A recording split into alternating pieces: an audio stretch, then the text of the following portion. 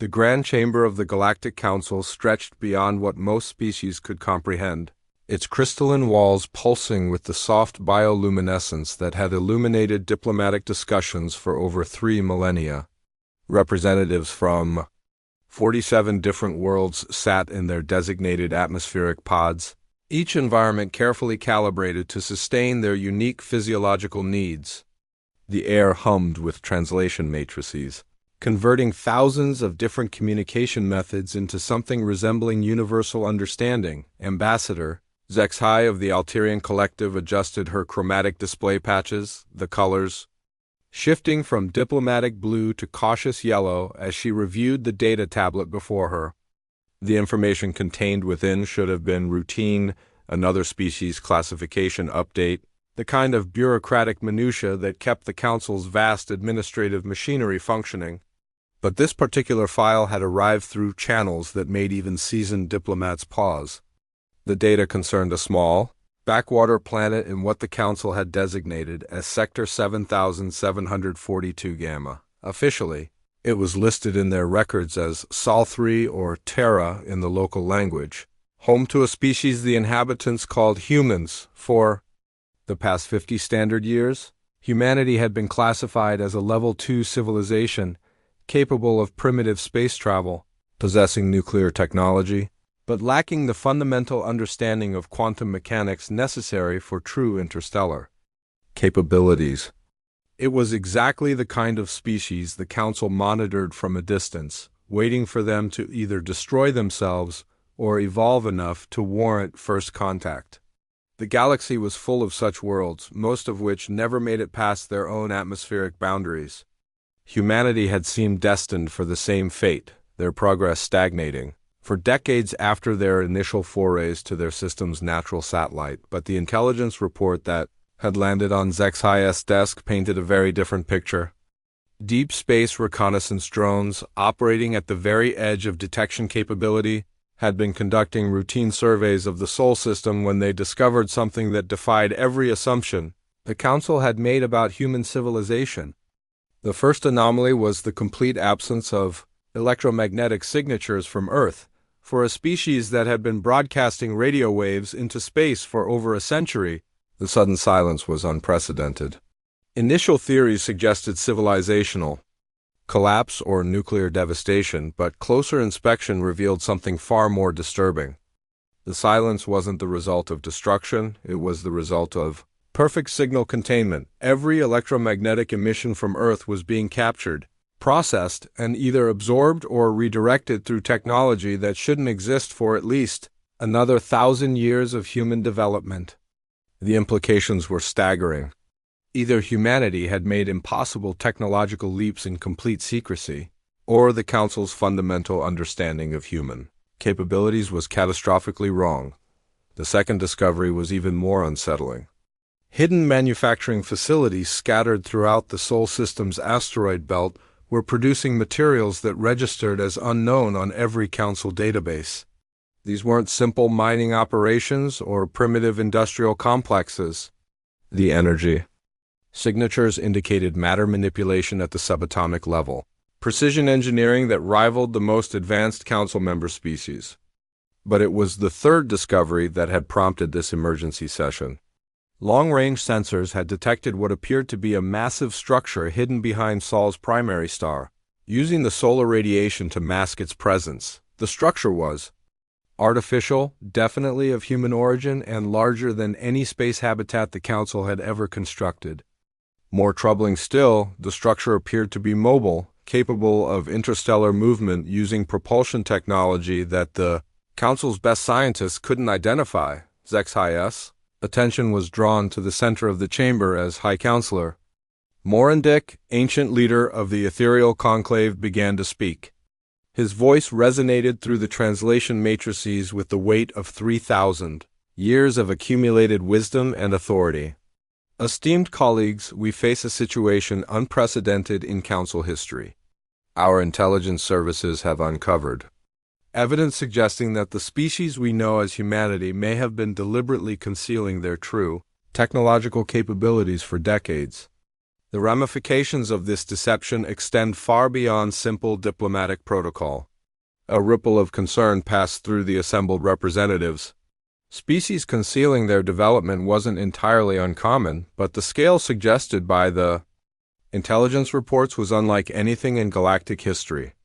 The data suggests that humanity has achieved technological parity with, or potentially superiority to, many council member species while maintaining the facade of a primitive civilization. This level of coordinated deception requires not just advanced technology, but sophisticated understanding of council surveillance methods and galactic politics. Representative Clonter of the warrior caste leaned forward in his environmental pod, his massive form casting shadows across the chamber floor. High Counselor, if these humans possess such capabilities, why maintain the deception? What possible advantage could they gain from appearing primitive? The question hung in the air like a challenge. Zexhai found herself considering possibilities that made her chromatic patches shift toward alarmed orange. A species that could successfully deceive the Council for decades would possess not just technological advancement, but strategic thinking that bordered on the terrifying. That, esteemed Clonter, is precisely what we must determine, Morendick replied. Our analysts have identified several potential explanations, none of which paint a particularly reassuring picture of human intentions. The High Counselor's image flickered as holographic displays materialized throughout the chamber, showing detailed scans of the human technological signatures. The most optimistic interpretation suggests that humanity is simply cautious, preferring to understand galactic politics before revealing themselves. However, the sophistication of their concealment efforts suggests preparation for something far more significant than diplomatic first contact. Zexhai studied the holographic data with growing unease. The energy readings from human installations showed power outputs that would require artificial fusion or matter conversion technology. The materials analysis indicated construction techniques that could only be achieved through complete mastery of fundamental forces. This wasn't a species taking careful steps toward galactic citizenship. This was a civilization that had deliberately positioned itself to surprise the galaxy. What troubles me most, continued Morendick, is the timing. Our reconnaissance data suggests that human technological advancement accelerated dramatically, approximately 50 standard years ago, coinciding exactly with our decision to begin formal monitoring of their system. The implication was clear, and it sent ripples of alarm throughout the chamber. If humanity had detected Council surveillance from the beginning and had spent 5 decades preparing for eventual contact, then every assumption about their capabilities, their intentions, and their understanding of galactic politics was potentially wrong. As the session continued, one question echoed in every representative's mind. If humanity was this advanced, this prepared, and this capable of deception, what else didn't the Council know about the species they had dismissed as primitives? The emergency intelligence briefing commenced 3 standard hours after the initial Council session, held in the most secure chamber within the central spire. Only the highest-ranking officials from each member species were permitted access, their biometric signatures verified through quantum encryption protocols that had never been breached in Council history. Intelligence Director Vasht of the synthesized collective materialized at the center of the chamber, her cybernetic implants interfacing directly with the facility's data networks. Around her, holographic displays painted the darkness with streams of raw intelligence data, sensor readings, and analytical projections that had taken the Council's best minds 48 hours to process. Distinguished Counselors, what I am about to share will fundamentally alter our understanding of not just humanity, but our own security within this galaxy, Vasht began, her artificial vocal cords carrying harmonics that emphasized the gravity of her words. 3 days ago, our deep space monitoring station in the Proxima sector detected an anomalous quantum signature. Initial analysis suggested a natural phenomenon, but closer examination revealed artificial origins. The holographic displays shifted, showing a 3-dimensional map of local space with pulsing indicators marking specific coordinates. The signature originated from the Sol system, but its propagation pattern indicated technology we've never encountered. The quantum resonance was transmitted faster than light, using principles that violate several fundamental laws of physics as we understand them. High Counselor Morandek's ancient features darkened with concern. Director Vasht, are you suggesting that humanity has developed faster than light communication? Our own scientists have struggled with quantum entanglement communication for centuries. Not just communication, High Counselor.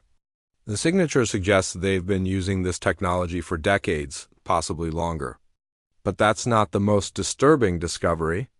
Vasht's cybernetic implants flashed as she accessed deeper data layers. Cross-referencing the quantum signature with historical surveillance data revealed something extraordinary. Humanity has been actively scanning council space for at least 30 years. A collective intake of breath echoed through the chamber's atmospheric recycling systems. The implications were staggering.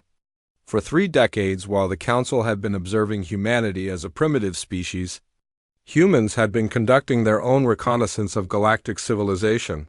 The scanning pattern indicates sophisticated understanding of Council member homeworlds, trade routes, military installations, and even classified research facilities. They haven't just been watching us.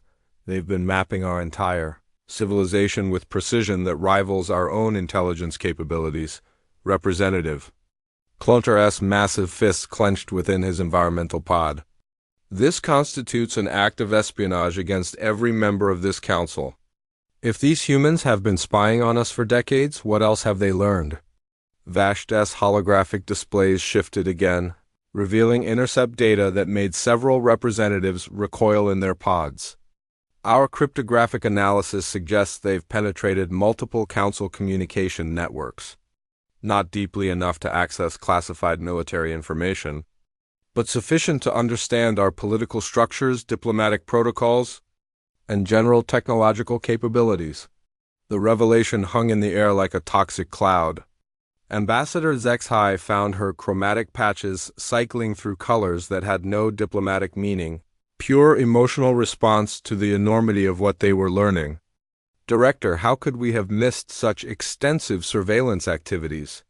Because they're better at this than we are, Vasht replied bluntly. Their scanning technology operates on principles we don't fully comprehend, using quantum mechanics in ways our own scientists consider impossible. Every time our sensors should have detected their activities, they adapted their methods to remain invisible. The intelligence director manipulated the holographic controls, revealing a new set of data that caused several representatives to emit their species equivalent of gasps. But yesterday something changed. For the first time in 30 years, human scanning activities ceased entirely. Complete radio silence, no quantum signatures, no electromagnetic emissions, as if they've decided that the observation phase of whatever they're planning has concluded. High Counselor Morandek leaned forward, his ancient mind grappling with possibilities that grew more alarming by the moment. What could prompt such a dramatic shift in their behavior? We have 2 primary theories, Vasht continued. The first suggests they've learned everything they need to know about us and are now preparing for the next phase of their plan. The second theory is that they've detected our increased surveillance efforts and have decided to go completely covert. The chamber fell silent, except for the ambient sounds of atmospheric recycling systems and the subtle hum of quantum processors analyzing incoming data streams. Each representative contemplated the implications of humanity's revealed capabilities, and none of the scenarios they imagined were particularly reassuring. There's more, Vasht added, her cybernetic implants flickering with additional data streams. Analysis of the quantum signature suggests that human technology isn't just advanced, it's fundamentally different from our own. While council species have focused on energy manipulation and matter conversion, humans appear to have developed their technology around information theory and quantum consciousness. Representative Thelanara of the Organic Collective raised a question that had been troubling several delegates. What exactly does that mean for practical applications? It means they might be capable of things we haven't even considered possible, Vashti replied. Quantum consciousness research suggests the ability to interface biological neural networks directly with quantum computing systems. If humans have achieved this breakthrough, they could potentially process information and make decisions at speeds that make our fastest artificial intelligences seem primitive. The holographic display showed new data streams, indicating energy signatures from the Sol system that defied conventional analysis. But perhaps most concerning is what our deep space observers have detected in the past 6 hours. Multiple massive energy signatures emerging from behind Sol's primary star, previously hidden structures becoming active simultaneously. Clontar's warrior instincts engaged fully. Active how? Are they preparing weapons? Launching vessels? Unknown. The energy outputs are consistent with massive industrial operations, but the specific purposes remain unclear. What is clear is that whatever humanity has been building during their decades of secrecy, they're now preparing to reveal it. High Counselor Morondic stood slowly, his ancient frame carrying the weight of decisions that could reshape galactic civilization. Director Vashti, in your professional opinion, what level of threat does humanity represent to Council security? The Intelligence Director's cybernetic systems processed vast amounts of data before responding. Based on current evidence, humanity possesses technological capabilities that could challenge any single Council member species. Their demonstrated ability to remain hidden while conducting extensive reconnaissance suggests strategic thinking that outmatches our own. If they've been preparing for conflict, we may be facing an adversary unlike any in Council history. The Chamber's environmental systems struggled to maintain atmospheric balance as 47 different species grappled with the reality that their galaxies carefully maintained balance of power might be about to shift dramatically. However, Vash continued, there's one more piece of intelligence that changes everything.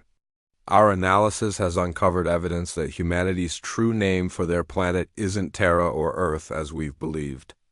According to Deep Intercept data, they call their world by a name that carries specific meaning in their strategic planning. She paused, allowing the gravity of her next words to settle. They call it the origin point. The emergency protocols activated throughout. Council space carried a classification level that hadn't been used in over 8 centuries. Code Omega indicated a threat to galactic civilization itself, and within hours of its activation, military commanders from every member species were converging on the central command complex orbiting the Council's primary world. Admiral Selana of the Void Hunters entered the secure briefing chamber with the predatory grace that had made her species legendary throughout the galaxy. Her cybernetic eye implants scanned the assembled officers, noting the tension that radiated from even the most seasoned veterans.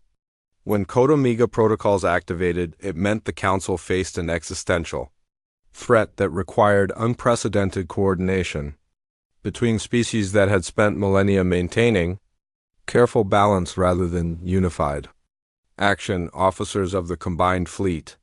Admiral Selana began, her enhanced vocal cords carrying harmonics designed to focus attention and suppress panic responses.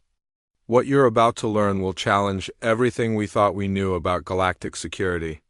3 days ago, our intelligence services discovered that humanity has been conducting systematic reconnaissance of Council space for over 30 years while maintaining perfect concealment of their true capabilities. The holographic displays that materialized throughout the chamber showed surveillance data that made even veteran intelligence officers pause in disbelief. Human scanning activities had penetrated every major Council system, mapping military installations, trade routes, industrial centers, and defensive positions with precision that suggested preparation for large-scale operations. But reconnaissance alone wouldn't warrant Code Omega activation, the Admiral continued. What qualifies this as an existential threat is the scope of human strategic planning and their demonstrated technological capabilities. Commander, The Ekvar of the Crystalline Empire leaned forward in his environmental pod. Admiral, our preliminary briefings suggested advanced technology, but nothing that would justify activating extinction-level protocols. Admiral Silana's cybernetic implants flickered as she accessed the most classified intelligence files. Commander, I'm about to show you surveillance data that will explain why every Council military leader is currently being briefed under Code Omega. Classification. The chamber's holographic displays shifted to show real-time feed from deep space reconnaissance platforms positioned at the edge of the Sol system. What they revealed defied every assumption about human industrial capabilities and strategic planning. 47 hours ago, human installations throughout the Sol system became fully active simultaneously. What we had previously identified as hidden manufacturing facilities revealed themselves as something far more significant. These aren't just industrial complexes, they're integrated. Military-industrial installations capable of producing fleets that could challenge our entire combined naval capacity. The surveillance data showed construction bays emerging from asteroid installations, each one larger than the primary shipyards of most Council member species. But it was the production rates that truly alarmed the assembled officers. Energy signatures indicated manufacturing activities that were producing completed vessels at intervals measured in hours rather than months. How is this level of production possible? Asked General Verketh of the warrior clans, his scarred features showing the kind of concern that came from facing impossible odds. Human manufacturing technology appears to operate on principles we don't understand, Admiral Celana replied. Instead of traditional assembly processes, they seem to be using matter conversion techniques that transform raw materials directly into completed products. Our scientists estimate that their production efficiency exceeds our own by factors of hundreds or possibly thousands. The implications were staggering. If humanity could produce military assets at such rates, traditional concepts of fleet size and industrial capacity became meaningless. A species that could manufacture hundreds of vessels in the time it took Council shipyards to complete one would hold insurmountable strategic advantages.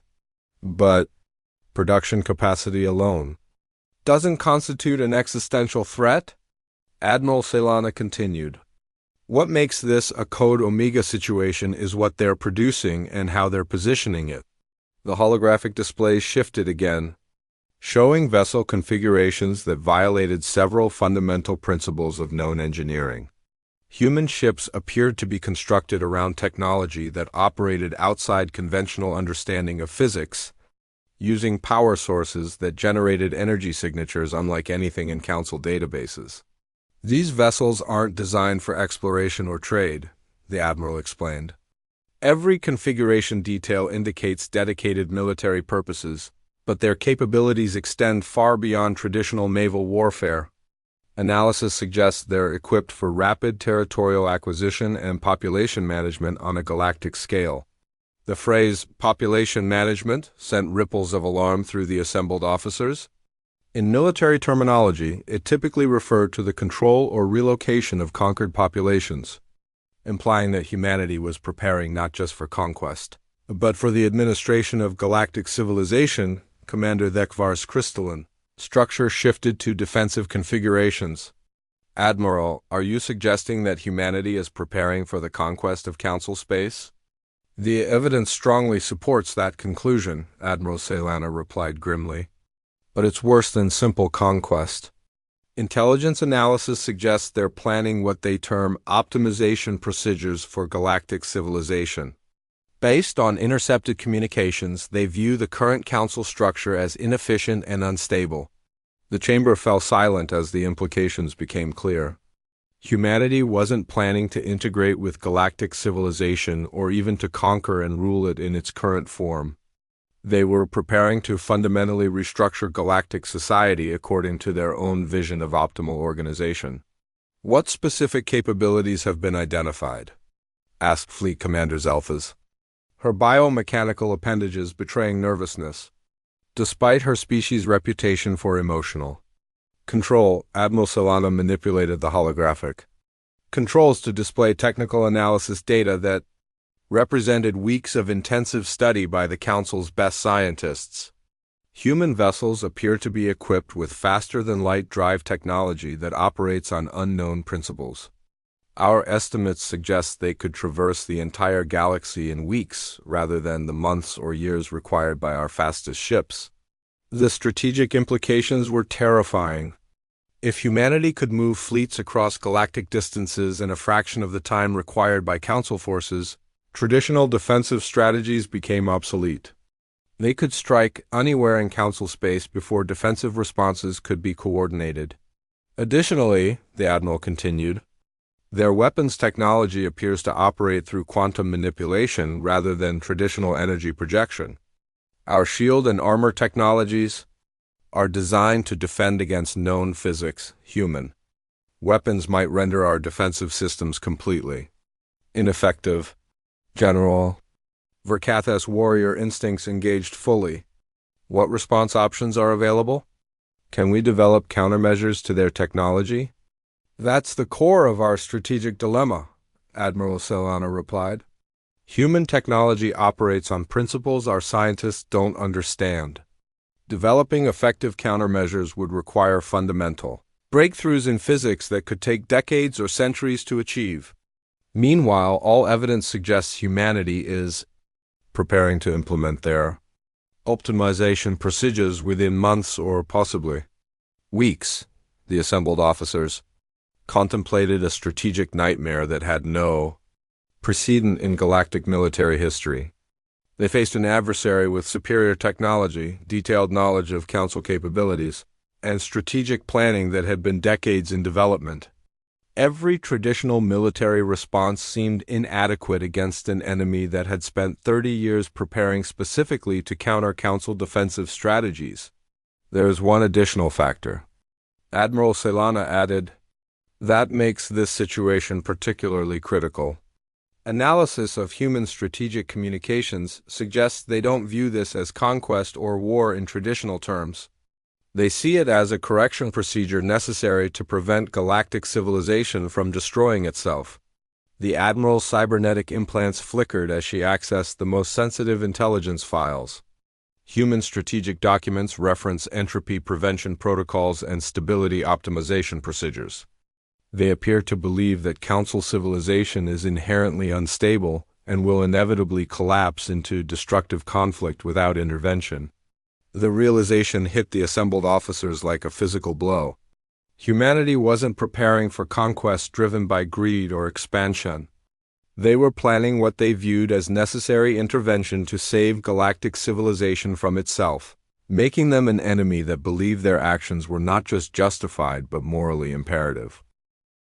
The secure communication channels between Council worlds carried data streams that would have been impossible to imagine just weeks earlier. Every major government, military installation, and research facility throughout galactic civilization was simultaneously receiving the most comprehensive threat assessment in Council history.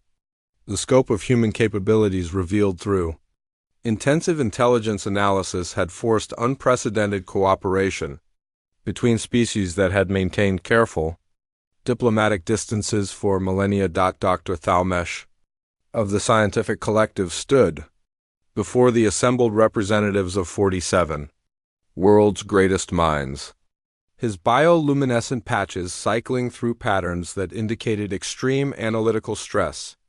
Around him, holographic displays showed technological analysis that had pushed Council science to its absolute limits.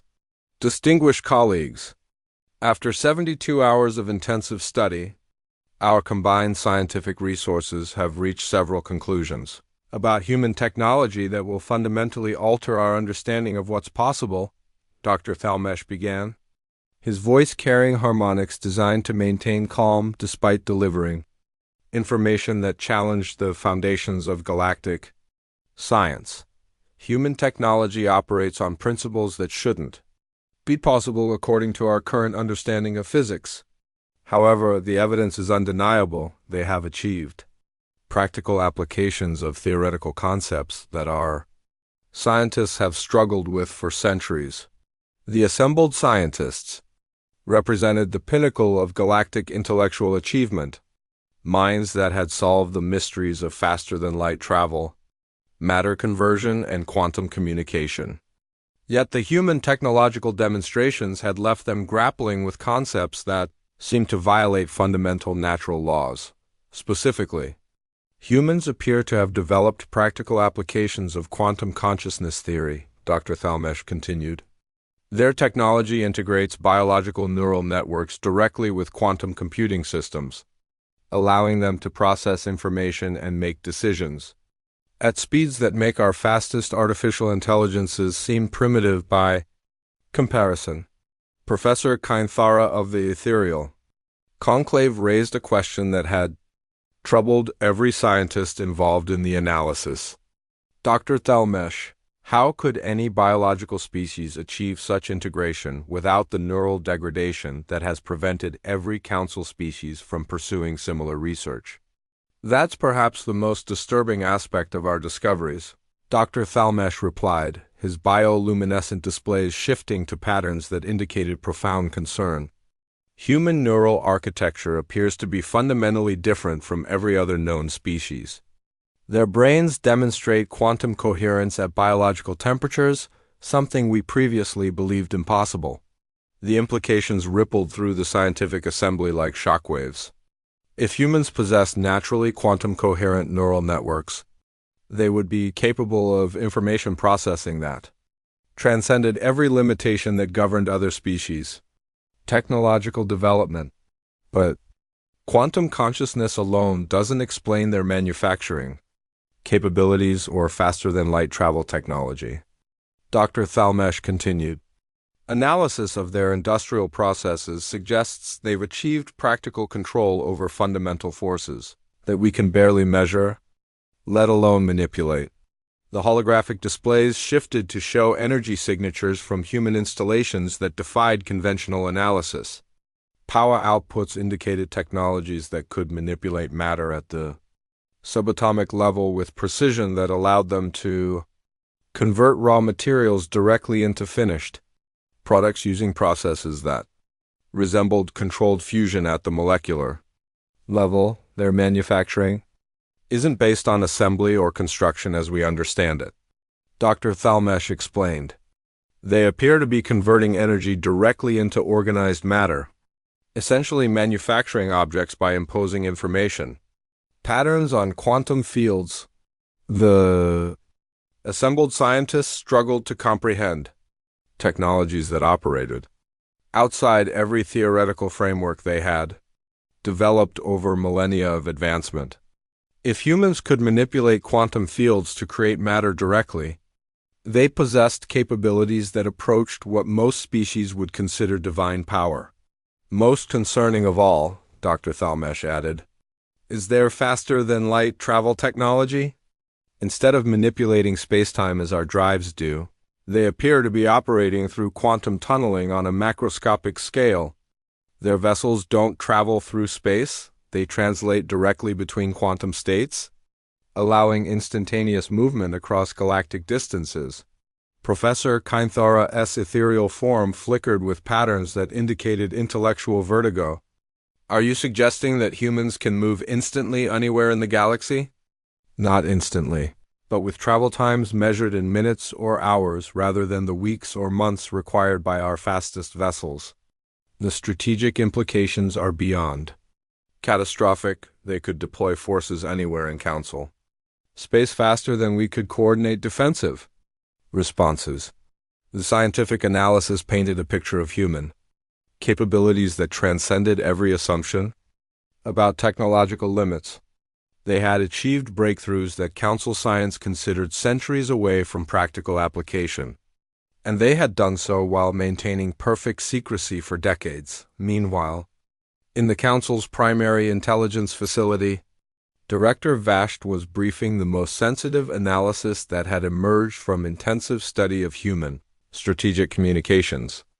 The intercept data revealed planning documents that painted a terrifying picture of human intentions and their timeline for implementing their optimization procedures. Distinguished Intelligence Committee, Director Vashti began. Her cybernetic implants processing data streams that represented the most comprehensive analysis in Council intelligence history. Human strategic documents reveal planning that extends back over 60 years. This isn't opportunistic expansion, it's systematic preparation for the complete restructuring of galactic civilization. The intercept data showed communication between human installations that discussed galactic optimization with the detached efficiency of engineers solving technical problems. Council civilization wasn't viewed as an enemy to be conquered, but as a flawed system requiring correction through superior design principles.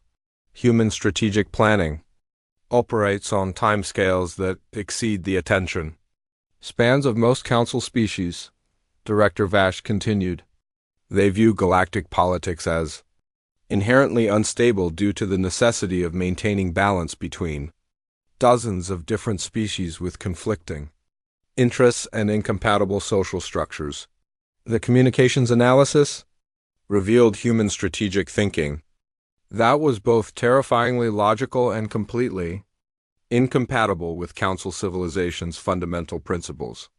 Humans had concluded that representative democracy on a galactic scale was impossible to maintain long-term and would inevitably collapse into destructive conflicts that could destroy advanced civilization entirely. According to their planning documents, humans view themselves as implementing necessary corrections to prevent galactic civilization from destroying itself through political instability and resource conflicts. They see their intervention not as conquest but as preventive stabilization. The implications were beyond alarming. An enemy motivated by greed or territorial expansion could potentially be negotiated with or deterred through military strength. But humans believed their actions were necessary to prevent galactic catastrophe, making them an enemy that viewed compromise as irresponsible and resistance as dangerously misguided. Most critically, Director Vashti added, the intercept data suggests that human optimization procedures are scheduled to begin within 37 standard days. Every major Council world has been designated for specific optimization protocols designed to integrate existing populations into human administrative structures. The intelligence briefing concluded with a revelation that sent every Council leader into emergency session. Human strategic planning wasn't preparing for war, it was preparing for administration. They had spent decades developing systems to govern galactic civilization more efficiently than the Council had ever achieved, and they were ready to implement those systems regardless of Council resistance. The question facing galactic civilization was no longer whether humanity would attempt to restructure Council space, but whether 47 different species could coordinate an effective response. Before optimization procedures began in 37 days, the revelation of Earth's true designation sent shockwaves through the highest levels of Council intelligence analysis. Within hours of Director Vashti's briefing, linguistics specialists from 12 different species were working around the clock to understand the full implications of humanity calling their homeworld the origin point. Dr. Kethro Moonweaver, the Council's foremost xenolinguistic expert, had spent the last 36 hours in deep analysis of human communication patterns. Her crystalline form sparkled with nervous energy as she prepared to deliver findings that would disturb even the most seasoned Council officials. The terminology is not random, Dr. Moonweaver explained to the Emergency Linguistic Committee. Cross-referencing origin point with intercepted human communications reveals a consistent pattern of usage that suggests deep strategic significance. This isn't merely what they call their homeworld, it's how they conceptualize their role in galactic civilization. Committee Chairman Vorthok gestured for her to continue, his tentacled appendages betraying anxiety despite his species' reputation for emotional control. Around the analysis chamber, holographic displays showed linguistic pattern matrices that painted an increasingly troubling picture of human strategic thinking. In human strategic terminology, An origin point serves multiple functions, Dr. Moonweaver continued. It represents the starting location for expansion operations, the central command hub for distributed activities, and most significantly, the fallback position that must be defended at all costs. When humans designate something as an origin point, they're committing to protect it through any means necessary. The implications were becoming clearer with each additional piece of analysis. If humanity viewed Earth as their origin point, then their decades of secret development weren't just about advancing their civilization. They were about establishing an unassailable foundation for whatever larger plans they had developed.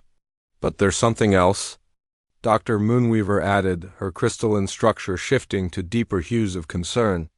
The linguistic analysis reveals that humans don't view the origin point as a permanent designation. According to their strategic frameworks, origin points are meant to be temporary, bases of operation that support expansion until new origin points can be established. Chairman Vorthak's tentacles writhed with barely controlled alarm. Are you suggesting that humans view their homeworld as merely the first step in some larger expansion plan? The evidence strongly supports that interpretation.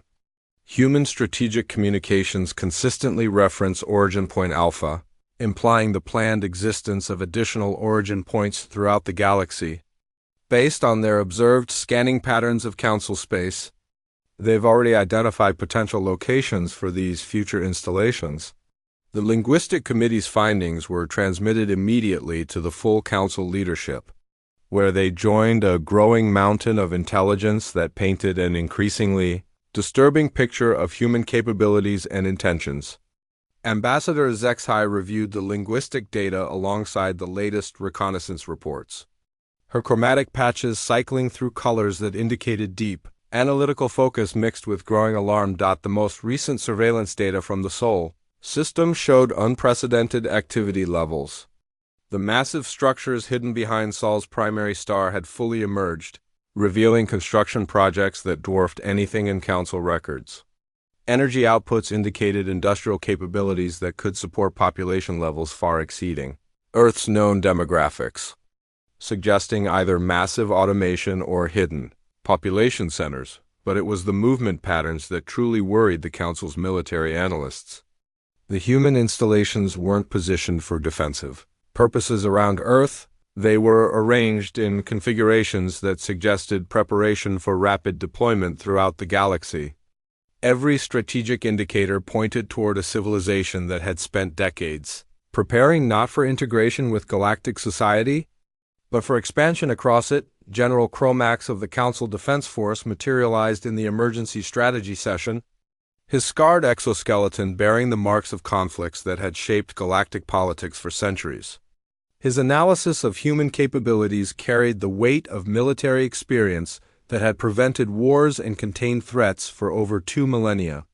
Distinguished counselors, the human strategic positioning represents a level of long-term planning that exceeds anything in our military databases, Cromax reported, his scarred features grim with professional concern. They've positioned their industrial capabilities to support rapid expansion while maintaining perfect defensive coverage of their origin point. This isn't the work of a species preparing for peaceful contact. This is a civilization ready for conquest. Hi. Counselor Morendick absorbed the military assessment with the patience of someone who had witnessed the rise and fall of countless galactic civilizations. General, what specific capabilities have you identified that concern you most? 3 factors make humanity an unprecedented threat, Cromax replied without hesitation. First, their industrial capacity appears to exceed that of any single council member species, possibly rivaling our combined output. Second, their technology operates on principles we don't understand, making effective countermeasures impossible to develop. Third, and most concerning, their strategic timeline suggests they've been planning galactic expansion for at least 50 years. The general manipulated holographic displays that showed human installation positions throughout the Sol system, Every major structure they've built can be rapidly converted from industrial to military purposes. Their asteroid belt installations aren't just manufacturing facilities, they're potential fleet production centers capable of output levels that could challenge our entire combined naval capacity. Ambassador Zexhai found herself contemplating scenarios that would have seemed impossible just days earlier. General Chromax, in your professional opinion, could the Council successfully defend against human expansion if they chose military conquest? The question hung in the chamber like a death sentence. General Chromax's expression grew even grimmer as he considered the military realities that his analysis had revealed. Based on current intelligence, a military confrontation with humanity would be unlike anything the Council has ever faced. Their technological advantages, combined with their demonstrated ability to remain hidden while conducting extensive reconnaissance, suggest they would hold every strategic advantage. They know our capabilities, our weaknesses, and our military positions while we're still trying to understand the basic principles behind their technology. The chamber fell silent as the full implications of the human threat became clear. For 3 millennia, the Galactic Council had maintained peace through superior technology and coordinated response to potential threats. Now they faced a species that had secretly achieved technological superiority, while conducting decades of intelligence gathering against every council member. There is one additional factor, General Chromax added, that makes the human threat particularly concerning. Analysis of their strategic communications suggests they don't view the current galactic order as legitimate or sustainable. References to correction protocols and optimization procedures indicate they may see Council civilization as fundamentally flawed and in need of replacement. Hi. Counselor Morindek's ancient features showed the weight of decisions that could determine the fate of galactic civilization. Are you suggesting that humanity views the Council not as potential allies but as an obstacle to be removed? The evidence supports that conclusion, Chromax replied grimly. Every indicator suggests that humanity has been preparing not for integration with our civilization, but for its replacement. The designation of Earth as Origin Point Alpha implies they're planning to establish human-controlled zones throughout Council space. As the emergency session continued, one fact became increasingly clear to every Council representative. Humanity wasn't just another species seeking galactic citizenship. They were a civilization that had secretly achieved the capability to challenge the entire established order, and all evidence suggested they were preparing to do exactly that. The only question remaining was whether the Council could develop an effective response before humanity decided their preparation phase was complete. The transformation of Council civilization occurred with unprecedented speed as 34 days compressed into the most intensive period of cooperation in galactic history. Species that had maintained careful diplomatic distances for millennia found themselves sharing technology, resources, and strategic planning with levels of integration that would have been impossible under normal circumstances. The emergency unity protocols activated systems that had existed only in theoretical frameworks, designed for catastrophic scenarios that most Council planners had hoped would never occur. Every major world contributed its most advanced technology and brightest minds to collective research efforts that operated around the clock across multiple star systems simultaneously. Dr. Thalmesh found himself coordinating the largest scientific collaboration in galactic history, with research teams from 47 species working toward solutions that individual civilizations could never have achieved. The quantum laboratories orbiting the Council capital world hummed with activity as scientists pushed the boundaries of known physics in desperate attempts to develop countermeasures to human technology. The breakthrough came from an unexpected source, Dr. Thalmesh reported to the Unified Command Center as the countdown to human optimization procedures reached 7 days. The Crystalline Empire's research into quantum consciousness revealed that human neural architecture, while advanced, operates within specific frequency ranges that could theoretically be disrupted. His bioluminescent patches cycled through patterns indicating cautious optimism, mixed with recognition of enormous remaining challenges. Combined with the ethereal conclave's knowledge of quantum field manipulation and the warrior clan's expertise in applied physics, we've developed theoretical countermeasures that could neutralize human quantum consciousness advantages. Admiral Solana's cybernetic implants process the scientific data with tactical implications that could reshape their entire strategic approach. Dr. Thalmesh, what kind of deployment requirements would these countermeasures involve? That's the challenge, the scientist replied. Effective implementation would require coordinated quantum field generation across multiple star systems simultaneously. We would need to create a galactic-scale quantum resonance that operates at frequencies specifically designed to disrupt human neural technology interfaces. The technical requirements were staggering. Creating quantum field effects across galactic distances would require power outputs that exceeded the energy production of most individual worlds, and the coordination requirements would challenge every communication system in Council space. However, Dr. Thalmesh continued, if successfully implemented, such countermeasures could theoretically reduce human technological advantages enough to make conventional resistance strategies viable. Meanwhile, Director Vashт was coordinating intelligence operations that had achieved penetration of human communication networks that exceeded every previous accomplishment in Council espionage history. The unified intelligence effort had combined the capabilities of 47 species' most advanced surveillance technology, creating monitoring systems that finally operated at levels approaching human sophistication. Distinguished Command, our deep intelligence penetration has revealed critical information about human optimization timeline and implementation strategies, Director Vashт announced as the countdown reached 4 days. Human planners have detected our Unity efforts and are accelerating their optimization procedures. The revelation sent shock waves through the command center. If humans were adapting their timeline in response to Council actions, it suggested, they possessed real-time intelligence capabilities that exceeded even the most pessimistic assessments. Specifically, human strategic communications indicate they've moved implementation forward by 18 days. Optimization procedures will begin in 72 hours, not the previously estimated time frame. The acceleration of human plans forced immediate recalculation of every Council strategy. Technologies that required weeks to deploy became irrelevant, diplomatic initiatives became impossible, and military preparations had to be compressed into timelines that challenged the physical limits of faster-than-light logistics. However, Director Vashт continued, the intelligence intercepts also revealed something unexpected. Human planners are expressing concern about Council Unity efforts. Their optimization procedures were designed to manage separate species, not coordinate galactic civilization.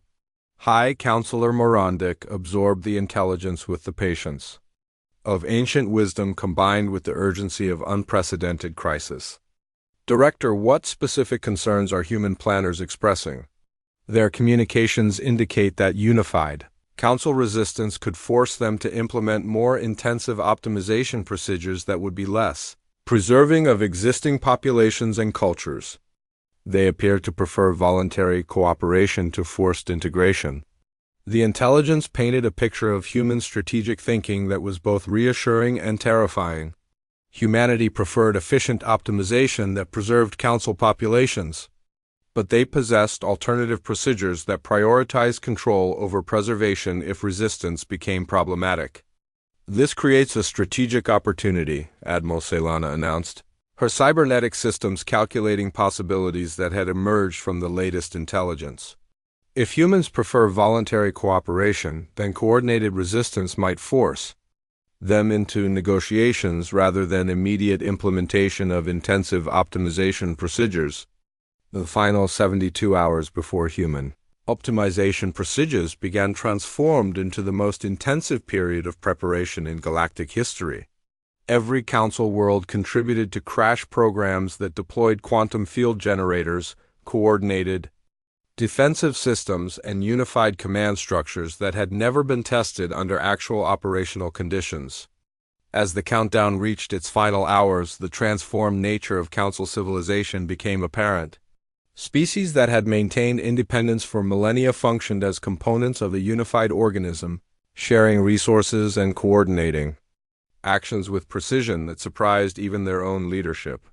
When the moment arrived for human optimization procedures to begin, Council Space responded with coordinated actions that operated outside every pattern of behavior that 3 millennia of history had established. Quantum fields generated across galactic distances created interference patterns that disrupted faster-than-light communication. Industrial facilities throughout Council space began producing technologies that had never existed before, and military forces deployed in configurations that prioritized unity over individual species' strategic preferences. The human response was immediate and unprecedented. Instead of implementing optimization procedures as planned, massive structures throughout the Sol system activated quantum communication systems that projected a message across galactic distances with clarity that penetrated every interference field Council technology could generate. Council civilization, we acknowledge your unified response and request immediate diplomatic contact. Your coordination capabilities exceed our strategic projections and indicate that optimization procedures require recalibration. We propose direct negotiations to establish cooperation frameworks that preserve Council autonomy within galactic stability parameters. The message represented the first direct communication between humanity and Council civilization, and its content suggested that unified resistance had achieved what individual species never could have accomplished. Humans were requesting negotiation rather than implementing forced optimization. High Counselor Morindek's response carried the voice of galactic civilization, speaking as one entity for the first time in its history. Humanity of the Origin Point Council civilization accepts your proposal for direct negotiations. We offer our unity as evidence that galactic cooperation is possible without optimization procedures, and request recognition of our demonstrated capability for coordinated action. As communication channels opened between human and Council leadership, one fact became clear to both civilizations: the galaxy had fundamentally changed. Humanity had been forced to recognize Council capability for true unity, while Council species had discovered their potential for cooperation that transcended individual interests. The negotiations that followed would determine whether galactic civilization evolved into something new through cooperation or transformation through conflict, but the pattern had been established. Both humanity and the Council had demonstrated capabilities that changed the fundamental balance of galactic politics. The origin point designation that had once implied human expansion now represented the starting point for unprecedented cooperation between civilizations that had each discovered their own potential for growth beyond previous limitations. The unified command center that materialized within 72 hours represented the greatest cooperative achievement in Council history. Representatives from 47 species worked alongside military commanders, scientists, and intelligence specialists in an unprecedented effort to coordinate galactic civilization's response to the human threat. The massive facility orbited the Council's capital world, its quantum-encrypted communication networks linking every major installation throughout. Council Space. High Counselor Morendek stood at the center of the command complex, his ancient presence providing stability. As species that had maintained diplomatic distances for millennia struggled to function as a unified military force. Around him, holographic displays showed real-time intelligence from across the galaxy, painting an increasingly urgent picture of human activities and the approaching implementation of their optimization procedures. Distinguished colleagues, we face the greatest threat in our civilization's history, Morndek announced to the assembled leadership. In 34 standard days, humanity plans to begin optimization procedures that will fundamentally restructure galactic society. Our response to this threat will determine whether Council civilization continues to exist or becomes a footnote in human administrative records. Admiral Celana materialized beside the High Counselor, her cybernetic implants interfacing directly with the command center's tactical systems. Council leadership, Our combined military assessment indicates that conventional defensive strategies are inadequate against human capabilities. Their technological advantages, combined with detailed knowledge of our positions and capabilities, make traditional fleet engagement strategically impossible. The admission sent ripples of concern through representatives whose species had built their galactic influence around military strength. If the combined fleet, representing the accumulated military might of 47 advanced civilizations, couldn't effectively resist human expansion, traditional concepts of galactic politics became meaningless. However, Admiral Celana continued, our analysis has identified several strategic options that could potentially disrupt human planning or force them to reconsider their optimization timeline. General Cromax stepped forward, his scarred features grim with professional assessment. Option 1, strategic withdrawal. We could evacuate primary population centers and industrial installations, forcing humans to assume administrative responsibility for empty worlds while our populations establish defensive positions in unexplored regions of the galaxy. The suggestion carried merit from a military perspective, but the political implications were staggering. Abandoning council space would mean acknowledging human superiority while hoping that distance could provide safety from their optimization procedures. Option 2, negotiated integration. We could attempt diplomatic contact with human leadership, offering voluntary cooperation with their optimization procedures in exchange for maintaining some degree of council autonomy within their administrative structure. This option sparked immediate debate among representatives whose species valued independence above survival. The idea of voluntarily accepting human administration violated fundamental principles that had guided council civilization for millennia. Option 3, technological acceleration. Our combined scientific resources could attempt crash development of countermeasures to human technology, focusing on defensive systems that could neutralize their quantum-based weapons and faster-than-light travel. Advantages. Dr. Thalmesh's bioluminescent patches shifted to patterns indicating severe skepticism. General, our analysis suggests that developing effective countermeasures could require decades of research. Human optimization procedures begin in 34 days. Which brings us to option 4, General Cromax continued grimly. Preemptive strike? If we could coordinate simultaneous attacks on human installations throughout the Sol system, we might be able to disrupt their optimization timeline enough to gain additional preparation time. The suggestion hung in the chamber like a death sentence. Attacking humanity with their demonstrated technological superiority would likely result in massive casualties for minimal strategic gain, but it represented the only option that allowed council civilization to take offensive action rather than simply reacting to human initiatives. Ambassador Zexhi's chromatic patches cycled through colors, indicating deep analytical processing. General, what are the projected success rates for each strategic option? Strategic withdrawal offers the highest probability of short-term population survival, but essentially guarantees long-term human dominance of the galaxy. Negotiated integration maintains population safety, but eliminates council autonomy. Technological acceleration has virtually no chance of success within the required timeline. Preemptive strike offers minimal chance of strategic success, but could potentially demonstrate council resistance strongly enough to influence human planning. The brutal mathematics of survival forced representatives to confront choices that violated every principle of council governance. 47 species that had maintained galactic civilization through diplomacy and cooperation faced an enemy that required responses outside their historical experience. There is a fifth option. High Counselor Moraine Dick announced, his ancient voice carrying harmonics that commanded absolute attention.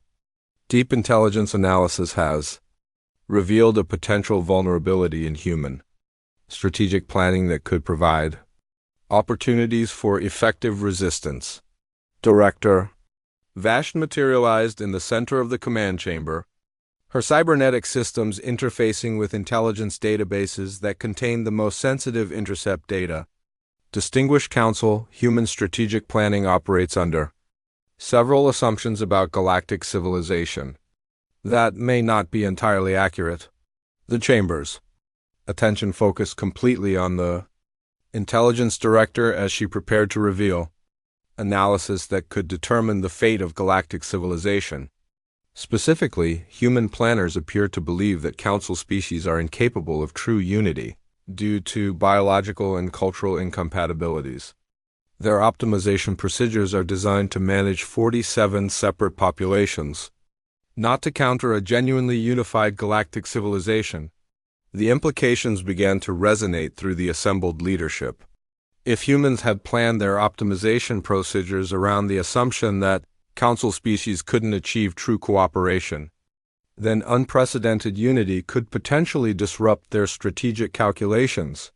Additionally, Director Vashd continued, human communications reveal concern about potential resistance from what they term emergence scenarios.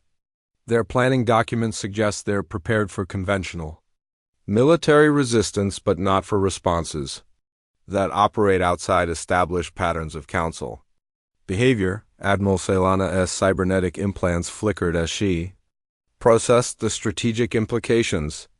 Director, are you suggesting that human planning has vulnerabilities we could exploit? Their optimization procedures assume Council response patterns based on 3 millennia of historical behavior.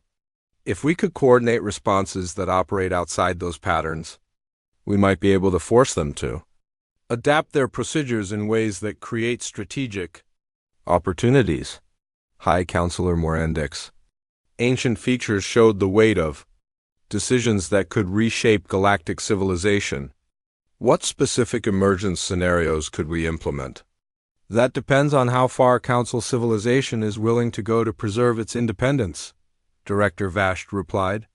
The most effective emergence scenarios would require cooperation and sacrifice on levels that have no precedent in our history. As the command session continued, one fact became increasingly clear to every representative. Saving Council civilization from human optimization would require transforming it into something unprecedented, a truly unified galactic species capable of responses that even humanity couldn't predict or prepare. For the question was whether 47 different species could achieve such unity before optimization procedures began in 34 days.